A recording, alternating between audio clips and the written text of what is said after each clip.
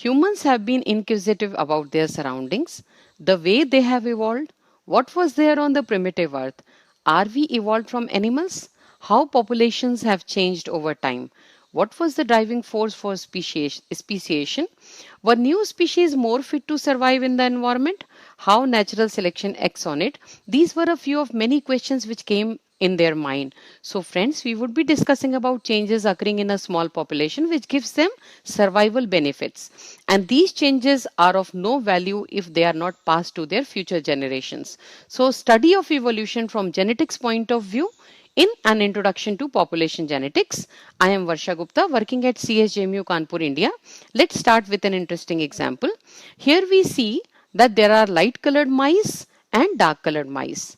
As the surrounding is dark, therefore it is difficult for the predator, that is the bird, to see dark colored mice, but light colored mice are more visible, so they are eaten up quickly.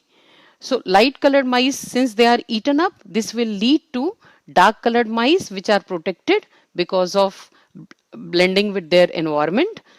Thus, they will be able to breed. Therefore, with time, dark mice will predominate as they have survival benefit. Here we can see dark colored mice are more in number because they have survival benefit, so they will predominate in the population. Here in another example, neck of the giraffe increased in length so that it can eat leaves from the trees, giving it survival advantage and thus rendering both dark mice and tall giraffe to better adapted to their environment. Charles Darwin's book Origin of Species in 1859 provoked storm of conflicts because he gave strong evidences to support his assumptions. He proposed that species change gradually with time. Some species split into more different species in contrast to assumption of divine creation of species. His observations were changes in species occur as a result of competition and thus adverse condition, here the condition is adverse here for the mice, thus adverse condition leads to struggle for existence and individuals who have ability to survive and reproduce lead to survival of fittest, which leads to natural selection if the ability to survive trait is transmitted. Here again the diversification of beaks of Darwin's finches. These beaks have evolved to fit in their environment for their food. More easily they were able to survive in their environment. They were more fit and better adapted to live in a particular environmental condition, which leads to these changes. How they occur?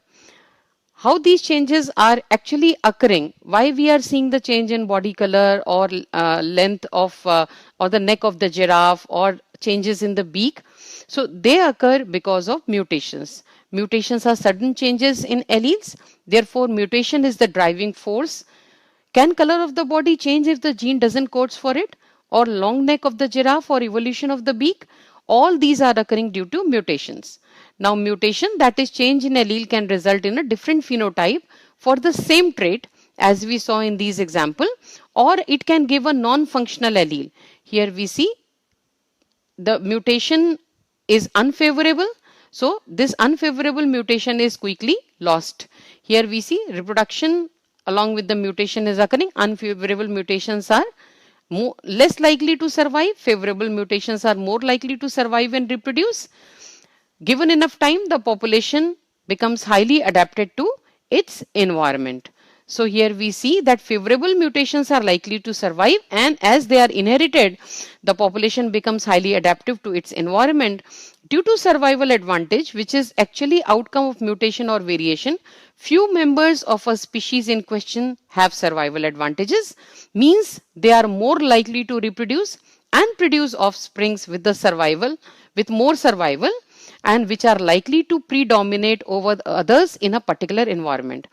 Over many generations, the process of natural selection changes the characteristic of the species and the species evolves. So here we see struggle for existence results in the changes resulting in more fit individual, as these are better suited for that environment than others, giving them survival advantages.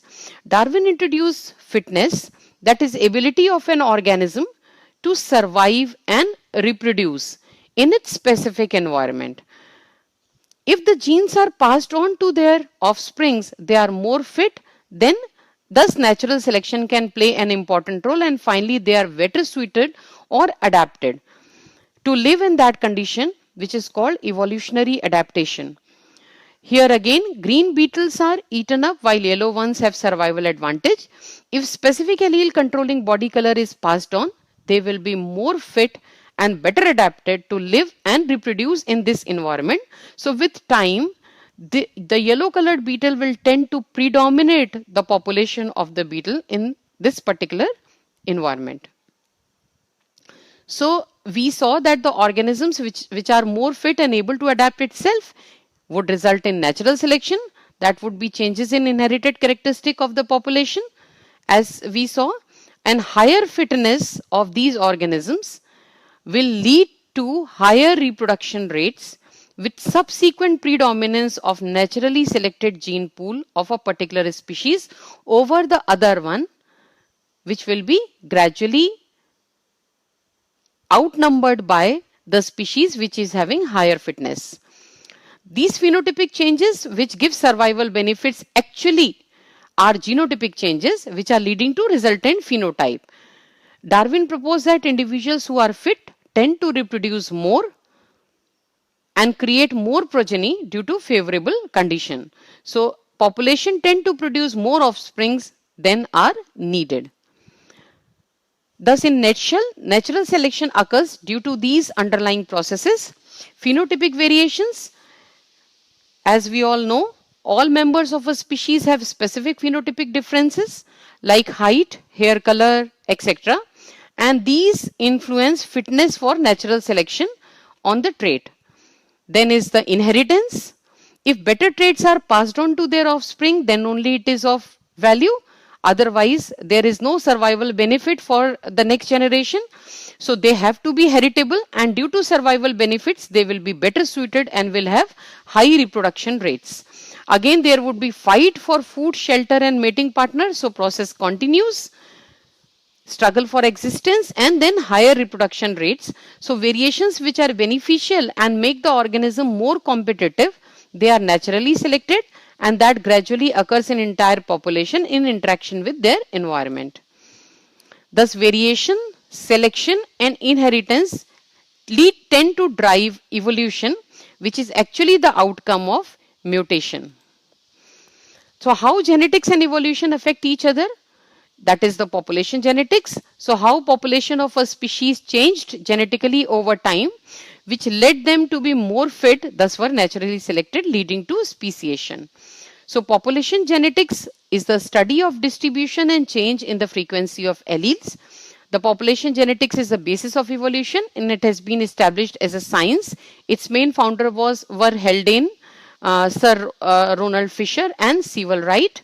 And molecular genetics initially it started with protein gel electrophoresis, but now with strong technological advancement in DNA based technologies, we are more dependent on DNA based technologies. So population genetics basically is amalgamation of Darwin's principles along with Mendel's laws of inheritance. So this slide tells us about the factors which will basically drive the evolution, and these factors are actually, they have to occur in the genome of an organism. So these are genetic drift, mutation, recombination and gene flux. They are essential factors used for understanding the population genetic basis for evolutionary changes. So let us get into terminologies of Mendelian genetics, discuss these. So character is any trait, any heritable feature, maybe the fur color, or as we saw in Mendel's laws, it was tall plant and dwarf plant. Trait variant for a character, that is brown, like tall and dwarf, the wrinkled and round, two bred, these are all offsprings of the same variety. Hybridization is crossing of two different true breds. P generation is parents, F1 generation is the first filial generation. Heredity is the transmission of genetic information from one generation to other. Gene is the basic unit of information, and all of us know the information in the genes is in the form of nucleotide bases. And probability is the way that scientists determine whether a particular hereditary trait will appear in offspring. Apart from these, we all know it's allele. Allele is alternative form of the gene. Homozygous, if both the alleles are similar, that is maternal and paternal alleles are similar. Heterozygous, if both the alleles are different. Dominant is the trait if allele is present, if allele if present is expressed, and recessive is only expressed when in homozygous condition. Genotype is status of alleles and phenotype is resultant morphological or other character.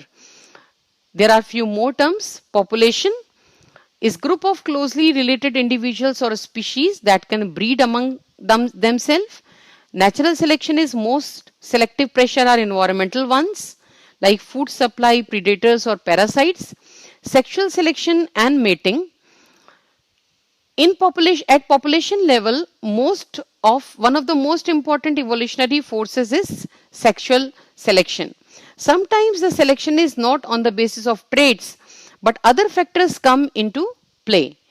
Like peacock with beautiful feathers, but inferior genes is more preferred for mating than the one with not very beautiful feathers.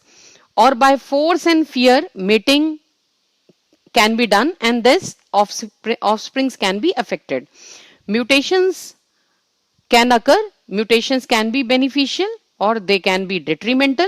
Detrimental mutations are rapidly lost, and beneficial mutations may lead to better adaptations with high frequency and naturally selected and passed on to the new generation.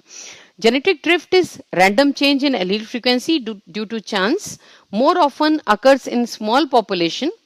A phenotype and actual frequency of allele. Frequency of allele is proportion of any specific allele in a population. Phenotype is the morphological trait or any trait or character which we are seeing at. Genotype is the allelic information for the character. Now we'll come on to all the principles which were introduced for evolution and natural selection. So gene flow, let's say we have one population, we have another population, so transfer of individuals from here to there, emigration and immigration is gene flow. So is the transfer of genetic variation from one population to another. It tends to reduce differences between population. So migration is any movement of individuals or the genetic material they carry from one population to another. Genetic drift is another very important factor which is still going on. So genetic drift is random variation and random changes in the frequency of allele, but the one that is not selected. So we need to remember the drift may not be selected. In alleles for which there is no selection, genetic drift dominates and dictates how a species diversifies. Genetic drift may result in deleterious mutation leading to death or incapability to reproduce, or can result in neutral mutations in alleles. And genetic drift is the change in the frequency of allele in small population, works on small population, and the accumulation of non-adaptive mutations and allele fixation facilitates speciation. Now these are the factors which drive evolution. So these are genetic drift, which is random change in allele frequency, especially in small population. Mutation creates new alleles in a gene pool. Selection, migration. So genetic drift, mutation, migration, followed by selection, which is followed by evolution, leads to new allele. So majority of these changes now can be typed by detecting SNPs or RFLPs in the specific genes and their effects. So allele frequency is very important. Thank you for your attention.